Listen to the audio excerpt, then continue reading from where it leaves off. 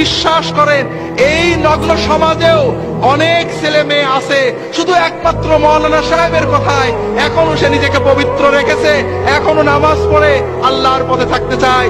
তার পিতামাতা তাকে ছেড়ে দিয়েছে, তার স্কুল, তার প্রতিষ্ঠান, তার সকল প্রচার মাধ্যম তাকে পাপের পথে থাকে, পাপের দিকে তাদেরকে আহ্বান করে।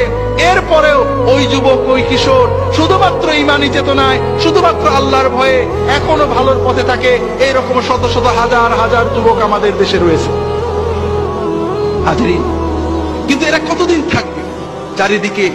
চারিদিকে ঈমান চোর কারখানা খোলা হয়েছে, বাঁচাতে হবে। এই বাঁচানোর, আমার ছেলে, আপনার ছেলের ঈমান বাঁচানোর দায়িত্ব আমাদের সরকারের, ঠিক না ভাই? ছেলে কার? আর আমার ছেলের ঈমান বাঁচানোর দায়িত্ব সলিমউদ্দিনের বাপের, নাকি কার? আমার ছেলের বাপের, ঠিক না? পরের ঘরে দোষ দিয়ে আল্লাহর কাছে পার হবেন না, দুনিয়ায় হয়তো লিখসার দেওয়া যাবে।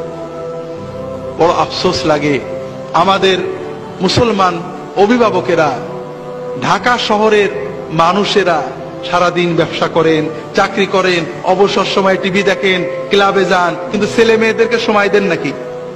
দেন নাকি ভাই? আল্লাহর হস্তে বলছি, আমি শেষ করে দেব। ছেলে মেয়েদের সময় দেন। আপনার টাকা, আপনার বাড়ি, আপনার গাড়ি, আপনার সোসাইটি, আপনার বাণিজ্য, আপনার রাজনীতি, সবচেয়ে বড় হলো আপনার সন্তান। আপনার টাকা, আপনার বাড়ি, আপনার গাড়ি কোনোটাই জান্নাতে যাবে না, জান্নাতে নেবে না। কিন্তু খুব ভালো করে বুঝুন, আপনার ছেলে, আপনার মেয়ে, আপনার পরিবার, এটা আপনার দুনিয়ার পরিবারকে জান্নাত বানাবে এবং এরা আপনাকে জান্নাতে নেবে, আপনার সাথে জান্নাতে যাবে।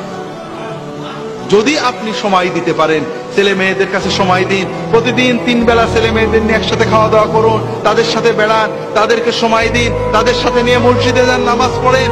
এইভাবে করতে থাকুন, ছেলে মেয়ে ভালো থাকবে। ছেড়ে দিয়েছেন, অনেক দূরে চলে গেছে, এখন টানবেন আর পিছনে আসতে পারবে না।